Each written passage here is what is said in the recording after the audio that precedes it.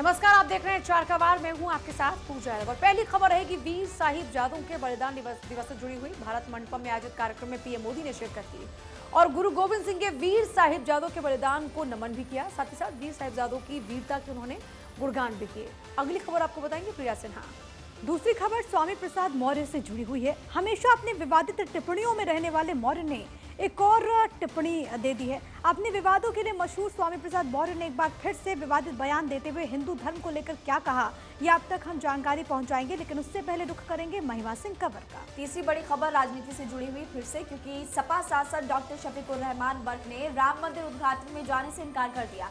कहा कि अयोध्या में राम मंदिर उद्घाटन में वो नहीं जाएंगे और बाबरी मस्जिद की वापसी के लिए दुआ करते हुए नजर आएंगे। पूरी खबर आपको बताएंगे। चौथी बड़ी खबर के लिए चलते हैं आयुष सूर्यवंशी के पास। चौथी खबर भारतीय नौसेना से जुड़ी है। समंदर में चीन की दादागिरी को मुंहतोड़ जवाब देने, पाकिस्तान के नापाक इरादों को नाकाम करने के लिए भारतीय नौसेना लगातार अपनी ताकत बढ़ा रही है। आज इंडियन नेवी की फ्लीट में समंदर का एक ऐसा सिकंदर शामिल हुआ जिसकी मौजूदगी भर से दुश्मनों के होश उड़ जाएंगे। रिपोर्ट आपको दिखाएंगे, लेकिन उससे पहले एक बड़ी खबर बताएंगे पूजा। और देखिए, पीएम मोदी के यूट्यूब चैनल के 2 करोड़ सब्सक्राइबर। पीएम मोदी के यूट्यूब चैनल पर बना वर्ल्ड रिकॉर्ड। पीएम के यूट्यूब चैनल ने सब्सक्राइबर रिकॉर्ड बनाया है। 2 करोड़ सब्सक्राइबर वाले पहले नेता बने हैं पीएम मोदी। पीएम मोदी का नया कीर्तिमान यूट्यूब पर भी बने सबसे लोकप्रिय, दुनिया के सभी नेताओं से ज्यादा सब्सक्राइबर्स का रिकॉर्ड बनाया। पीएम मोदी के यूट्यूब चैनल के 2 करोड़ सब्सक्राइबर्स हुए, 450 करोड़ से ज्यादा हुए वीडियो के व्यूज। पीएम मोदी का यूट्यूब चैनल बना ग्लोबल लीडर में सिरमौर। यहां भी मिली 75% से ज्यादा अप्रूवल रेटिंग। दूसरे नंबर पर है ब्राजील के राष्ट्रपति जैर बोल्सोनारो। पीएम मोदी के मुकाबले हैं सिर्फ 1/3 सब्सक्राइबर्स। तो ये बड़ी जानकारी। मुख्य विपक्षी नेता है राहुल गांधी, जिनके लगभग 22.5 लाख यूट्यूब पर सब्सक्राइबर्स हैं। सोशल मीडिया पर हुआ नारा बुलंद, क्यों पड़े हो चक्कर में, कोई नहीं है टक्कर में। तो पीएम मोदी के 2 करोड़ सब्सक्राइबर्स ऑन यूट्यूब सबको पछाड़ा, नंबर 1 बन गए यूट्यूब पर भी पीएम मोदी के यूट्यूब चैनल पर बना वर्ल्ड रिकॉर्ड। 2 करोड़ सब्सक्राइबर और लगभग 4.5 करोड़ से ज्यादा व्यूज उनके वीडियो के। 2 करोड़ सब्सक्राइबर वाले पहले नेता बने प्रधानमंत्री नरेंद्र मोदी और सबको पछाड़ते हुए एक बार फिर से यूट्यूब पर भी नंबर 1 बने। सब्सक्राइबर्स का रिकॉर्ड बनाया। 2 करोड़ सब्सक्राइबर वाले पहले नेता बने पीएम मोदी। पीएम मोदी का नया कीर्तिमान यूट्यूब पर भी सबसे लोकप्रिय नेता के तौर पर दुनिया के सभी नेताओं से ज्यादा सब्सक्राइबर्स अगर किसी के हैं तो वो है प्रधानमंत्री मोदी के। यूट्यूब चैनल के 2 करोड़ सब्सक्राइबर्स उनके हुए, 450 करोड़ से ज्यादा उनके वीडियो व्यूज। पीएम मोदी का यूट्यूब चैनल बना ग्लोबल लीडर में सिरमौर। और देखिए, सबसे बड़ी बात की 75% से ज्यादा अप्रूवल रेटिंग है उनकी। अगर उनके बाद कोई दूसरा नेता नंबर 2 पर आता है तो वो है ब्राजील के राष्ट्रपति जैर बोल्सोनारो। पीएम मोदी के मुकाबले उनके अगर सब्सक्राइबर्स की बात करें तो सिर्फ 1/3 का आंकड़ा है। और वहीं राहुल गांधी, जो कि यूट्यूब पर काफी ज्यादा एक्टिव भी रहते हैं, उनके मात्र 22.5 लाख यूट्यूब पर सब्सक्राइबर्स हैं। यानी पीएम मोदी से बहुत पीछे है राहुल गांधी। इसीलिए बार बार जिक्र हो रहा है, क्यों पड़े हो चक्कर में, कोई नहीं है टक्कर में।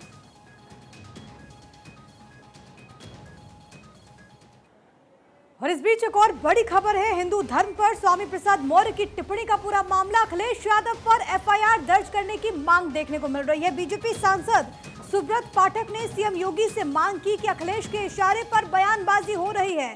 जिस तरीके से स्वामी प्रसाद मौर्य की तरफ से लगातार हिंदू धर्म को लेकर के, सनातन को लेकर के विवादित टिप्पणी दी जा रही है, उसके बाद बीजेपी तमाम स्टेटमेंट्स को लेकर के आड़े हाथों लेते हुए स्वामी प्रसाद मौर्य को, समाजवादी पार्टी को, और अब मांग ये की गई है कि अखिलेश यादव पर भी एफआईआर दर्ज हो, क्योंकि अगर इसके पीछे कोई जिम्मेदार है तो वो है पूर्व मुख्यमंत्री समाजवादी पार्टी के अध्यक्ष अखिलेश यादव।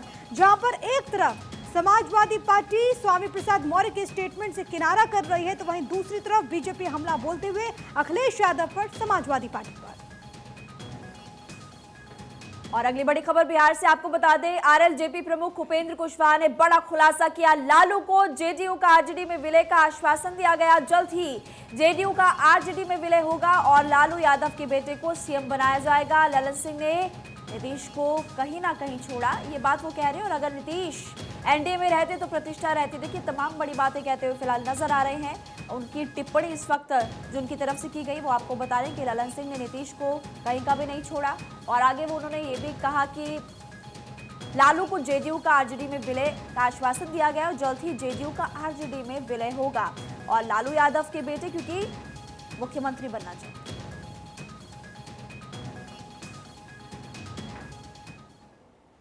प्रधानमंत्री नरेंद्र मोदी का मानना है कि देश का विकास तभी संभव है जब समाज के लोग आपसी भाईचारे के साथ रहें।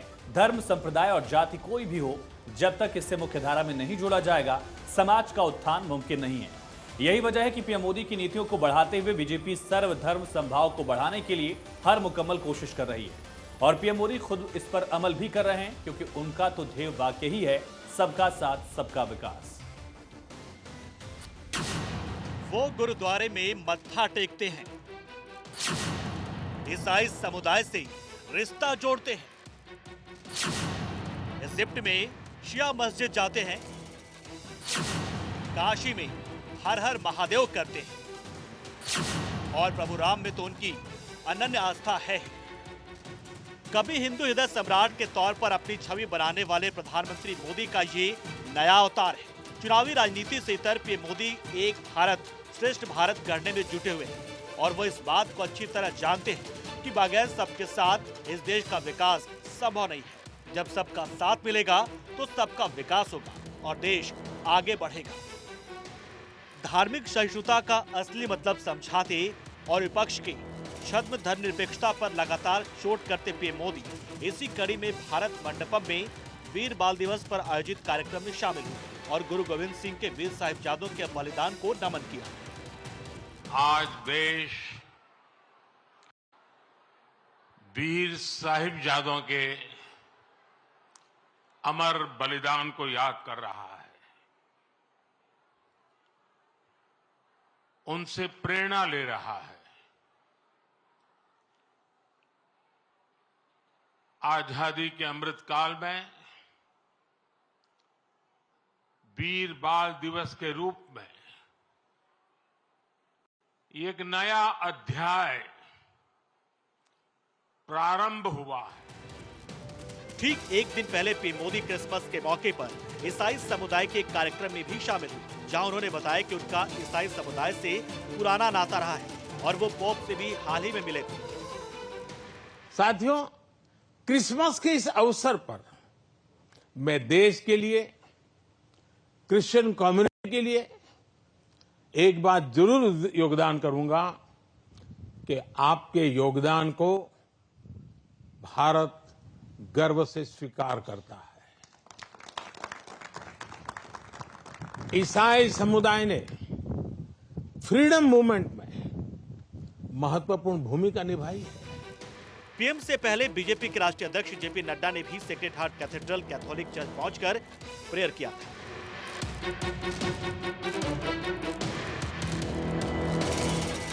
यही नहीं, पीएम मोदी ने इसी साल अपने इजिप्ट दौरे के दौरान 1000 साल पुरानी शिया मस्जिद में भी समय बिताया था।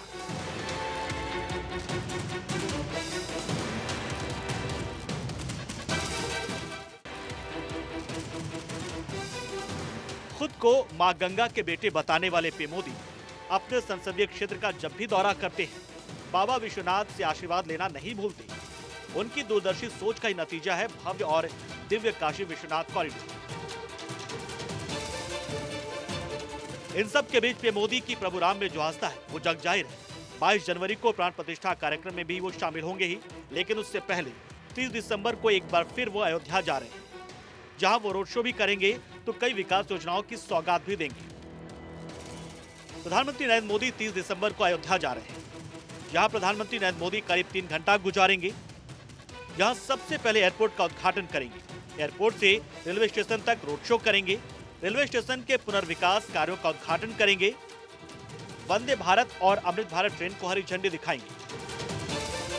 धार्मिक मामलों को लेकर पीएम मोदी की राय हमेशा से स्पष्ट रही है कि ये निहायती निजी मामला है और धर्मनिरपेक्ष होने का ये मतलब कतई नहीं कि आप अपने धर्म की खिलाफत करें, बुराई करें, जिसका नतीजा ये हुआ है कि बीजेपी की स्वीकार्यता दूसरे धर्म के मतदाताओं में भी बढ़ी है और बीजेपी के दूसरे धर्म के विरोधी होने की विपक्ष के झूठ की पोल भी खुली है, जिसे साबित किया है हालिया चुनावी नतीजों ने, जहां बीजेपी ने मतदान प्रतिशत बढ़ाते हुए जीत दर्ज की है। Bureau report, Bharat 24। और बड़ी खबर, राजस्थान की 25 लोकसभा सीटों पर चुनाव 33 जिलों के आधार पर ही होंगे। राजस्थान में 50 जिले हैं, लेकिन पिछले दिनों हुए विधानसभा चुनाव 33 जिलों के आधार पर हुए थे। भारतीय निर्वाचन आयोग ने पुराने जिलों के आधार पर जिला कलेक्टर्स और अन्य अधिकारियों कर्मचारियों के लिए ट्रेनिंग कार्यक्रम तय कर दिया है। अफसरों और कर्मचारियों को 3 अलग अलग चरणों में चुनाव की ट्रेनिंग दी जाएगी। फरवरी के अंतिम सप्ताह या मार्च के पहले सप्ताह में लोकसभा चुनाव की आचार संहिता लगने की संभावना भी है। विधानसभा चुनाव से पहले भारत निर्वाचन आयोग ने तर्क दिया था कि चुनाव की तैयारियां पहले शुरू कर दी गई थी और नए जिलों के गठन की प्रक्रिया पूरी नहीं हुई थी। ऐसे में नए जिलों की बजाय पुराने जिलों के हिसाब से ही चुनाव प्रक्रिया संपन्न कराए जाएंगे। भले ही नए जिलों की घोषणा और गजट नोटिफिकेशन अगस्त में जारी हो गए, लेकिन सभी जिलों का पूर्ण सीमांकन और प्रशासनिक ढांचा तक नहीं हुआ था।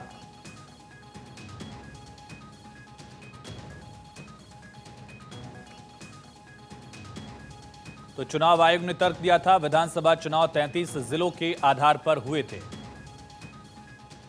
तो राजस्थान के 25 लोकसभा सीटों पर चुनाव 33 जिलों के आधार पर ही होंगे। राजस्थान में 50 जिले हैं, लेकिन पिछले दिनों हुए विधानसभा चुनाव 33 जिलों के आधार पर हुए थे। भारतीय निर्वाचन आयोग ने पुराने जिलों के आधार पर जिला कलेक्टर्स और अन्य अधिकारियों कर्मचारियों के लिए ट्रेनिंग कार्यक्रम तय कर दिया है। अफसरों और कर्मचारियों को 3 अलग अलग चरणों में चुनाव की ट्रेनिंग दी जाएगी। फरवरी के अंतिम सप्ताह या मार्च के पहले सप्ताह में लोकसभा चुनाव की आचार संहिता लगने की संभावना है और विधानसभा चुनाव से पहले भारत निर्वाचन आयोग ने तर्क दिया था कि चुनाव की तैयारियां पहले शुरू कर दी गई थी और नए जिलों के गठन की प्रक्रिया पूरी नहीं हुई थी। ऐसे में नए जिलों की बजाय पुराने जिलों के हिसाब से ही चुनाव प्रक्रिया संपन्न कराए जाएंगे। भले ही नए जिलों की घोषणा और गजट नोटिफिकेशन अगस्त में जारी हो गए, लेकिन सभी जिलों का पूर्ण सीमांकन और प्रशासनिक ढांचा तक तैयार नहीं था। इस वजह से पुराने जिलों के हिसाब से विधानसभा चुनाव की प्रक्रिया संपन्न कराई गई थी। राजस्थान में नए जिले अस्तित्व में तो आ गए, लेकिन नए जिलों के हिसाब से कामकाज पूरी तरह से शुरू नहीं हो पाया। हालांकि जिला कलेक्टर और एसपी समेत अन्य अधिकारियों कर्मचारियों की नियुक्ति हुई है, लेकिन सभी विभागों के अलग अलग सरकारी कार्यालय फिलहाल नहीं बने हैं। ऐसे में नए जिलों को अलग जिला बनाकर चुनाव प्रक्रिया संपन्न कराने में परेशानियों का सामना करना पड़ सकता है। चुनाव की ट्रेनिंग प्रक्रिया भी जारी है। ऐसे में लोकसभा चुनाव पुराने 33 जिलों के लिहाज से कराए जाने का फैसला लिया गया है। पूर्व मुख्यमंत्री अशोक गहलोत ने मार्च 2023 में 19 नए जिलों की घोषणा की थी। इनमें जयपुर, जोधपुर को भी अलग से जिला घोषित किया गया था। ऐसे में 17 नए जिले बने। 4 अगस्त 2023 को पूर्ववर्ती सरकार ने नए जिलों के गठन का गजट नोटिफिकेशन जारी किया। इसके बाद ये नए जिले अस्तित्व में आए। चुनाव से ठीक पहले गहलोत ने 3 और नए जिलों की घोषणा की थी। इनमें सुजानगढ़, मालपुरा को जिला बनाने की घोषणा के साथ डीडवाना और कुचामन सिटी को अलग अलग जिला बनाए जाने का ऐलान किया गया। पहले डीडवाना और कुचामन को संयुक्त रूप से जिला बनाया गया था। इन 3 जिलों का गजट नोटिफिकेशन फिलहाल जारी नहीं हुआ है। तो दरअसल चुनाव आयोग की तरफ से स्पष्ट किया गया कि राजस्थान में चुनाव 33 जिलों के हिसाब से ही किए जाएंगे। लोकसभा चुनाव की तैयारियां शुरू हो रही हैं और ऐसे में भारत निर्वाचन आयोग की तरफ से ये जानकारी दी गई कि जिस तरह से राजस्थान में विधानसभा चुनाव 33 जिलों के हिसाब से हुए, ठीक वही कवायद लगभग लोकसभा में भी दिखेगी।